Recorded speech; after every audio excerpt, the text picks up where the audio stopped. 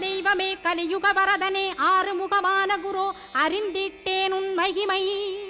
இக்கணமே வருவாய் என் ஸ்கந்த குருவேணி என்னை காத்திடவே எனக்கு நீ அருளிடவே அரைக்கணத்தில் நீயும் ஆடி வருவாயப்பா வந்தனை தடுத்து வலிய ஆட்கொள் வரத குரோ